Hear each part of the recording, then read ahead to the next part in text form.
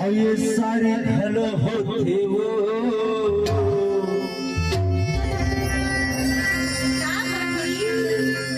माँ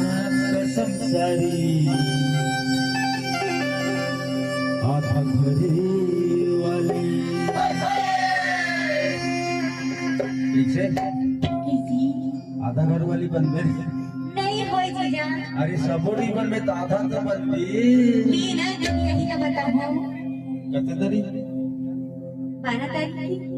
12 अरे 10 बता दे रे पगले 12 तारीख की बता। और ये सारे घर होते वो अरे माँ कसम सारी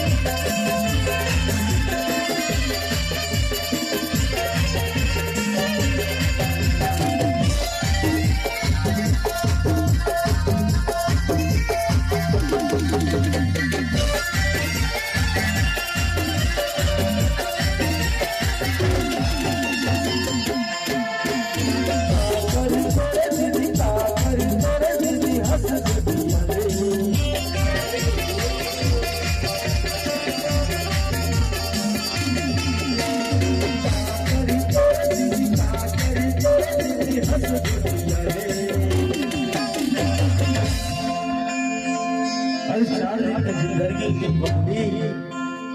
फिर अंधेरी रात है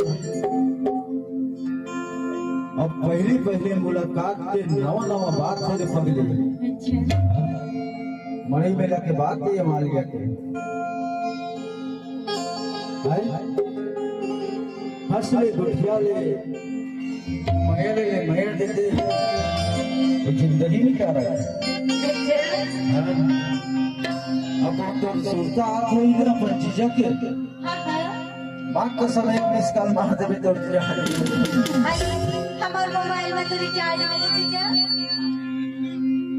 अरे दूसरा के मोबाइल में मिस कॉल मार देबे नंबर तो याद है ना हम जीजा कंजूस दूसरे के मोबाइल में मिस कॉल मार अरे तुरंत रिचार्ज करवाओ ना तोर